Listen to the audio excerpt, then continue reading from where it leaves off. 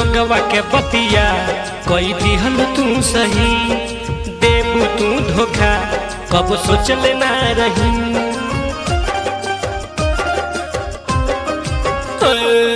लोगवा के बतिया कोई दिहल तू सही, देबू तू धोखा कब सोचल ना रही।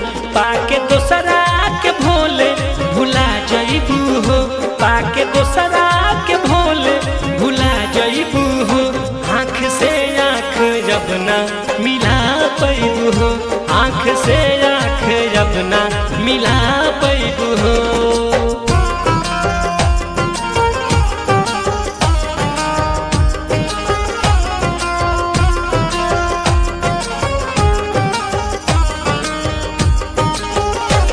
हर बात पर हमरा से तू करत रहलू वादा, सच कहलू कम हमसे झूठ बोललू ज्यादा।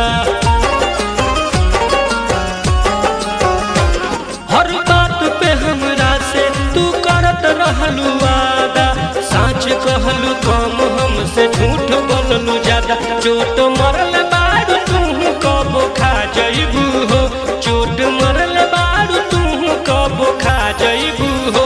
आँख से आँख जब ना मिला पैबू हो, आँख से आँख जब ना मिला पैबू हो।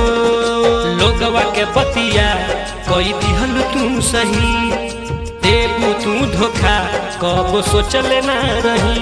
पाके दोसरा के भोले भुला जइबू हो, पाके दोसरा के भोले भुला जइबू हो।